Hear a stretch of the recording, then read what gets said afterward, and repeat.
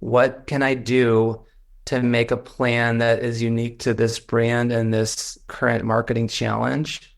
You should be able to cover up the logo and still know what plan you're looking at. So that's a litmus test to say, have you done that? Is it full of ideas that are unique to this situation? If not, you probably aren't done yet.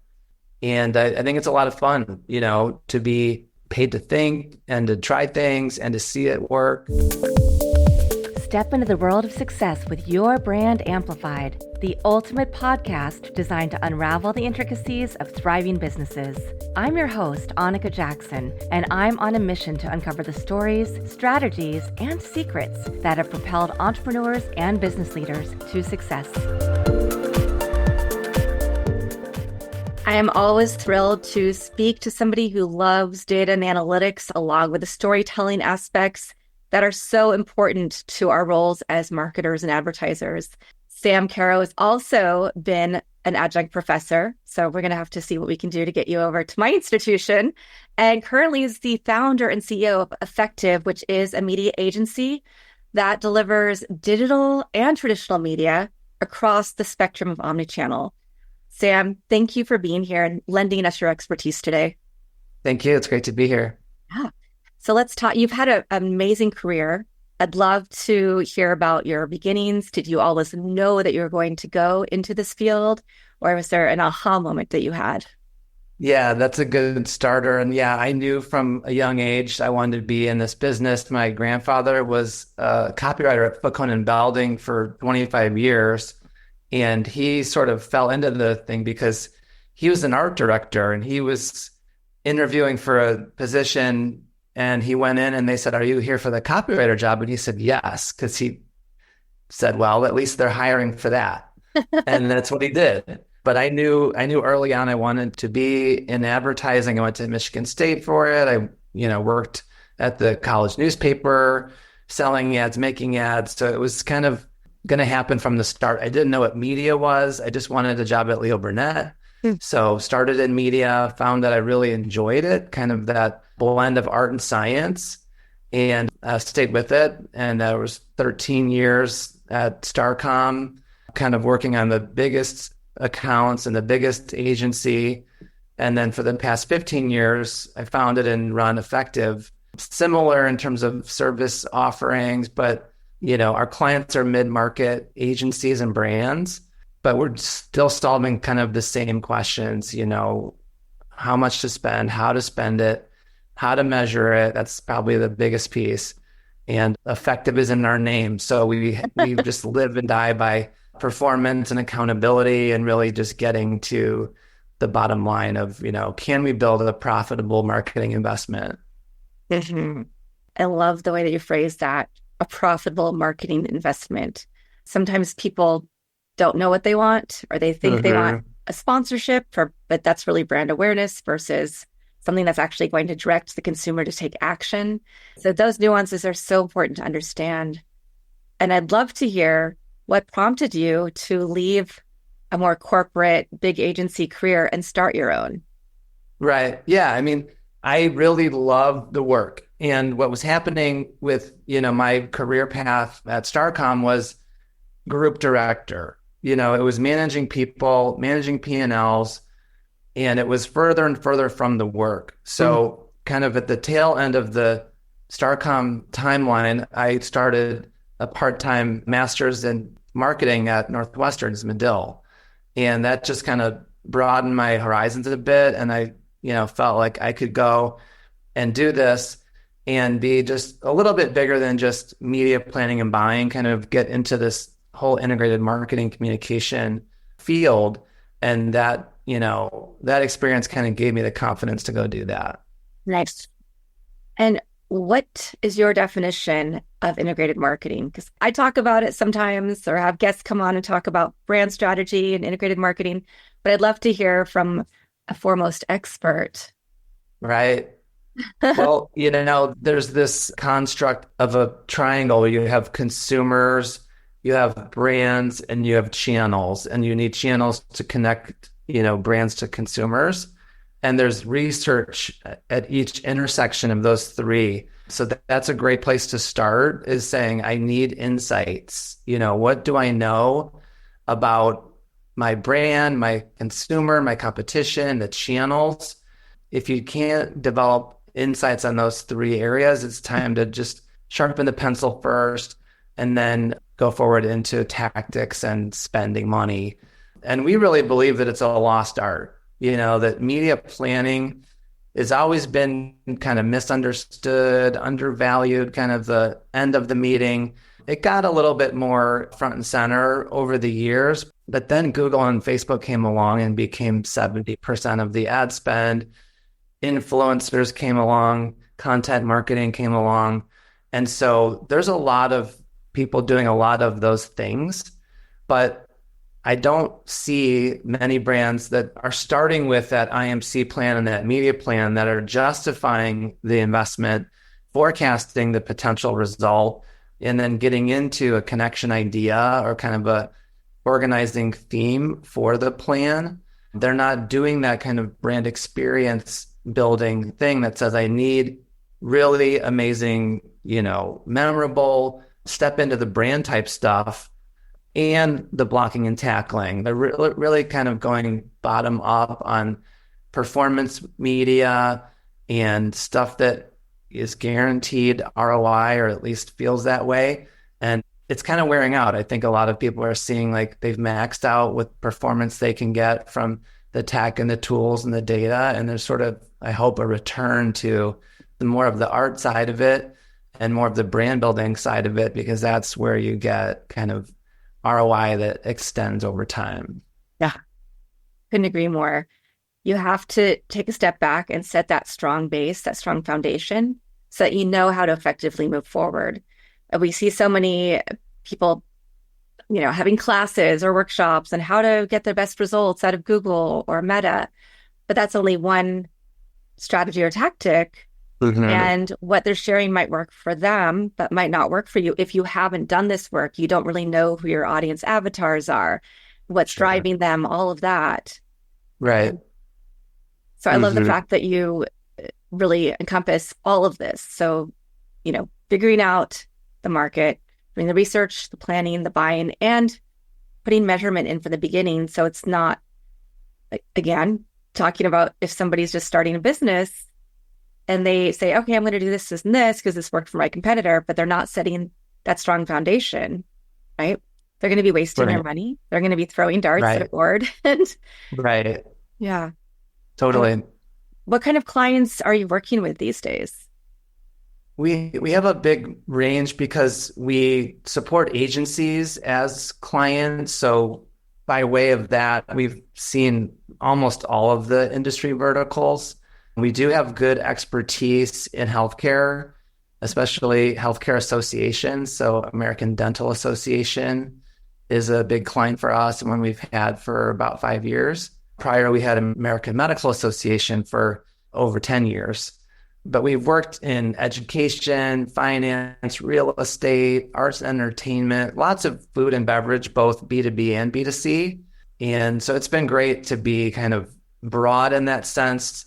It's interesting, it's challenging to be kind of spread out, but we are very focused on B2B.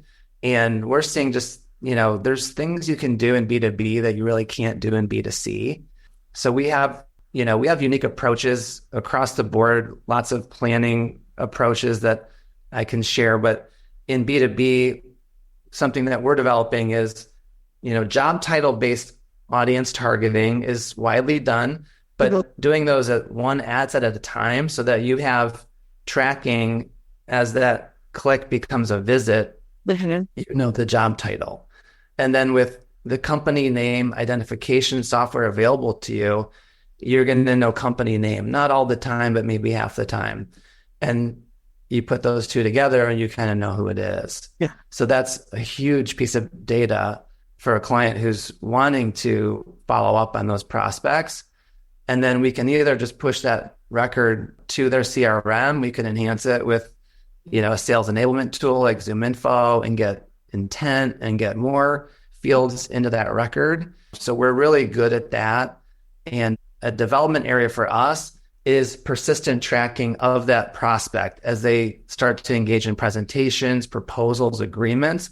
We want just a really simple tracker on those things so that we know, did the leads that we generate, did they come true or not? And there was obviously lots of sales support and things that we didn't do, but we just want to know in a closed loop way, did we help create a sale? Yeah, fantastic. I love that you can get so granular with the data.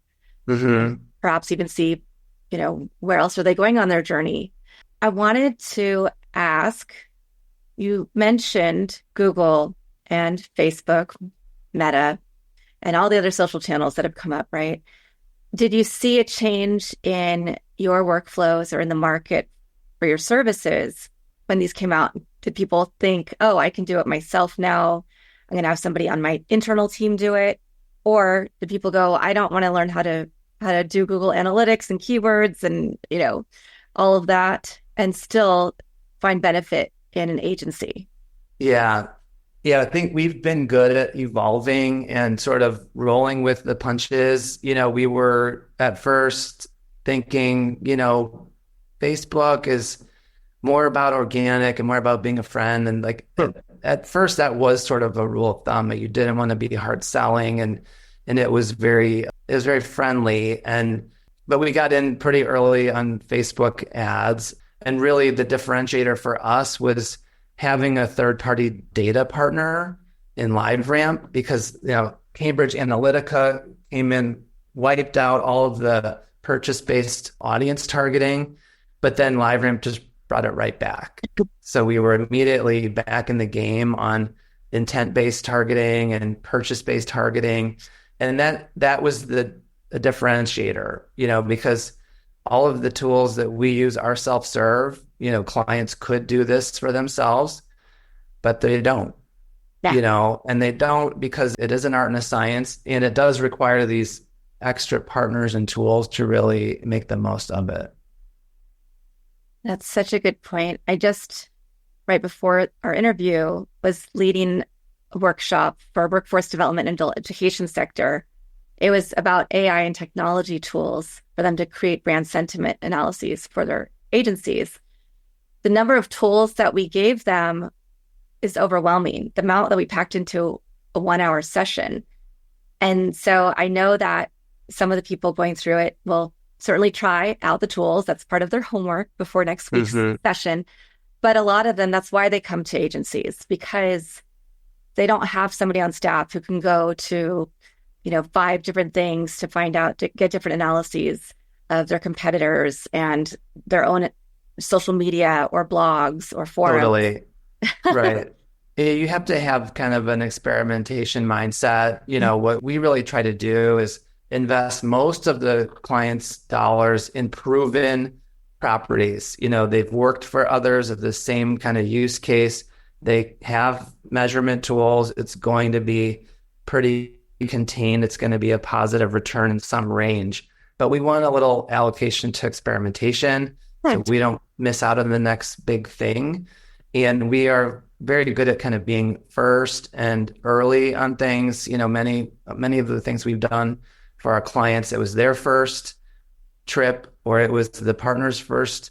We were like doing HTML ads and dynamic ads early. We were the first programmatic partner for Centro with the Chicago Bears, only NFL team doing programmatic at the time, the only team being able to measure Ticketmaster ROI. So like things like that, it's just being open and saying, let's try this and just say, look, we don't know what's going to happen, but let's put a small pilot out. And then, most often, like it's worth it, big things come. Yeah, fantastic. What are some of the ways that you start working with a client? So what's the first? This is one of our kind of proprietary, unique approaches is we call it a proactive brand brief. So when we're meeting them and we're kind of scoping and trying to get into like, what is this engagement going to look like? We're already a third to a half of the way through the media brief.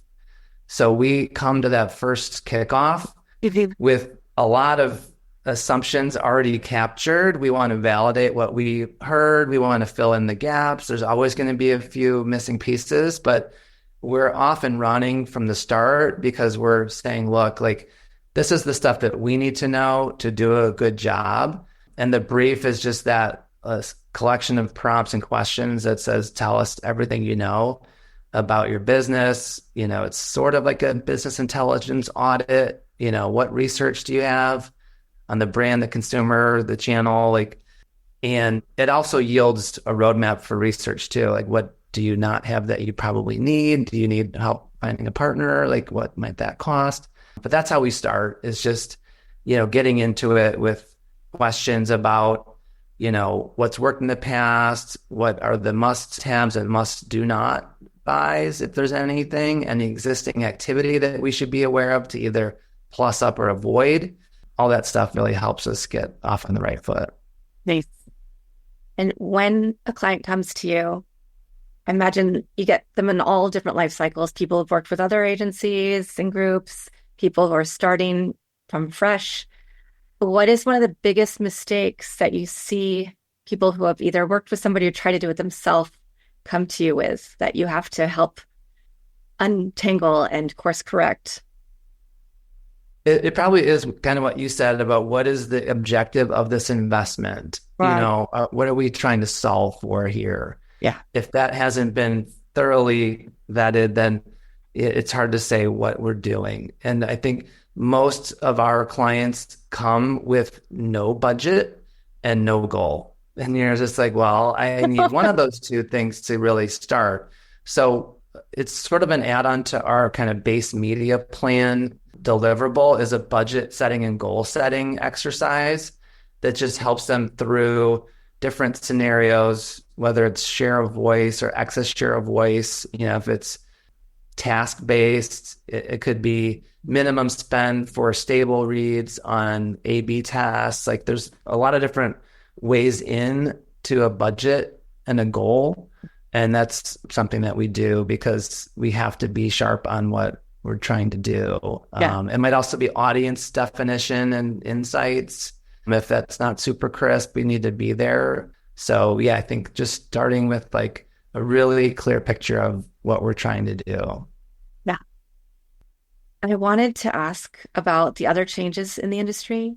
Now that we have video on demand, all the platforms that you can do ad free, or you can choose to watch the advertising, the way that ads are becoming more dynamic and integrated, such as with Amazon. How are you working with those? Are you seeing that be a big shift in ad spend? I mean, it's difficult. I think you see a little bit of QR code stuff and ads, like that's a start. I think, you know, there's just all the ad-free stuff. And I think there is sort of a little bit more pull than push. You know, you want to be findable. You want to have what we call like brand in a box. So if somebody wants to do their homework on you, you should make that really easy. You know, you should have the ratings and reviews. You should have, and both pro and consumer, you should have the anthem video and all the product detail and the testimonials and where to buy. Like, you need to be ready for someone who wants to really study and do their homework. Then it's just about authenticity and credibility. And, you know, that's where like influencers versus pros, you know, we really like having partners that are more about like actual authorities on things and having them review product as opposed to just the hotter celebrity. But we also just see influencer in general outperforms brand, and that has to do with algorithms, right? So you put the exact same piece of content in a influencer boosted post, and the same thing with the brand handle, the influencer post is going to do better. Well, you know, it just comes across as content. It's seen by the algorithm as a person and not a company. And so we encourage collaboration posts and boosting influencer posts whenever there is influencer content available. Interesting. So I did not think that's what you were going to say when you were talking about pros versus influencers. Yeah. Yeah. But I think I remember some examples, for instance, on TikTok of somebody using Gillette and how much traction they got versus the brand's TikTok page. So, Hmm. yeah, Right. I'm sure there are a lot of And case studies that play that out. I mean, going back to your thing about the adjunct professor, I ran a little marketing club for a high school group, and we had a TikTok only team compete with a non-TikTok team for a real client, kind of a mock media plan. And what the TikTok team told me, which I really didn't know, is that the really powerful brands on TikTok are posting 10 times a day plus, and it's all user generated and it's all really, low budget. But compare that to like most brands' content production calendar, they don't align, maybe 10 a year, not 10 a day. Yeah. And of course, we need to ask about AI. It's been around for a very long time. Most people have only known about the tools for Gen AI in the last couple of years. And there are all these different tools and tactics popping up all over. I think there are over 600. It's probably like on the low end of AI tools that do different things, whether it's creating the visuals or the video, Mm-hmm. posting for you, chatbots to respond to content. So I'd love to hear your take overall on how you use AI, what if it's best for research or for people Mm-hmm. later in the funnel, and how you see it changing the face of the advertising industry. Yeah, I mean, I think what we're trying to do, we're pretty early on it. We've used it a bit for kind of thought starters for our own business development content, a little bit for research. It's only finding what's there, right? So we want to see things that don't exist and they still don't exist with AI. But another kind of proprietary approach that we have to competitive analysis is to get a list of competitors in a given category and not just look at ad spend or share of voice and, revenue share of market, but all of the building blocks that are between those two things, right? So you spend money, you get website visits, you get app downloads, you get ratings and reviews, you have social followers on each platform, and different categories have a couple others. And what we can do with public data is look at all of those things and do a share of everything analysis that says, how does this category work? How do you work? What is your rank in these things? Are you getting your fair share of these things based on your share of spend? What's the cost per point of share? And we can trend that. And what we want to do is then put AI on top to ask questions that maybe wouldn't occur to us, but it's going to be contained to that data that we train it on, because, the open-ended question results are foggy. We're still going to have to double check it. I don't know what, true benefit we get from some of the stuff at this stage, but I do see it being powerful for us in terms of like single question analysis that brings new ideas. Thank you for sharing that. I really appreciate that structure. And are there any tools you would recommend to perhaps a student who might not have big budgets, might not be working at an agency, but wants to test and iterate a little bit for their capstone project? I mean, I always encourage people looking for work in marketing to get Google Ad certification. If you were to look today, there's probably 75,000 open positions. Really? I mean, Interesting. it's like just a way to start making money Wow. and then figure out the rest, Yeah. right? But even without the certification, you can start to play, you kind of need a client to spend on, or there's not much you can do beyond just the training. The other thing I really encourage, people to do who are still in school or looking for internships and not getting anywhere is just approach businesses that you can see don't do certain things. Like they have no TikTok presence, they have no Instagram presence, and say, I will do this for you. I will do this for you for free, or I will do this to you, for you for this. And let me have the case study and let me see if I can grow your business, And I think that's a great way to just build a portfolio, get your hands dirty. The same thing could be for leads. Nobody has enough business. So go to a company and say, I'd like to build lists, build content, run organic, measure it, see if I can get you a new customer. But, chances are, as long as you're not needing a lot of hand holding, they're going to say, sure, go get it. And for the startup business owner who might not have the big budgets, right? They don't know what they don't know yet. Where would you recommend that they start? I mean, one thing we've talked about to a bunch of companies is what's the value of a new customer to you? And Yeah. let's use that as the budget. Let's see if we can get one, Yeah. and maybe we can build it from there. Worst case, you've lost that much. But that's just kind of a framework to get started. Otherwise, it depends on the business and this, size of that average order.